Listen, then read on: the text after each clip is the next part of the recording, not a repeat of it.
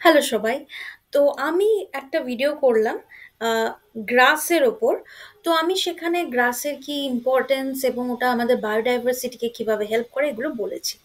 তো আমি এক্ষুনি আরেকটা ভিডিও করছি যেখানে মোনোকট বা মোনোকোটিলেডন কি হয় সেটা আরেকটু ডিটেলসে আপনাদেরকে বলবো।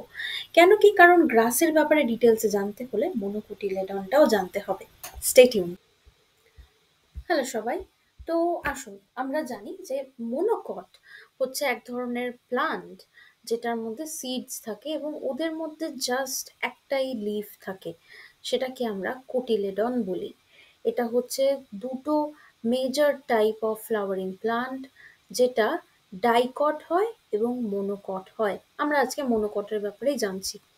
তো মনোকট হচ্ছে ওই আহ, গাছটা যেটা আপনি দেখবেন যে আপনি যখন কোনো বীজকে ধরুন আপনি চানার ডাল বা আপনি দেখবেন যে আমরা যেটাকে ছোলা বলি না, সেটা যখন আপনি ভেজাচ্ছেন তখন ওইটা যখন সোক করে ফুলে ওঠে তখন দেখবেন বীজটা দুটো জিনিসে ডিভাইড হয়ে আছে।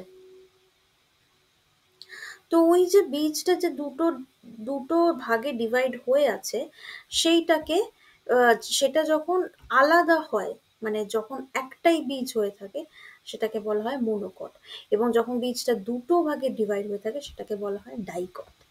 খুবই সিম্পল, খুবই ইজি একটা নলেজ।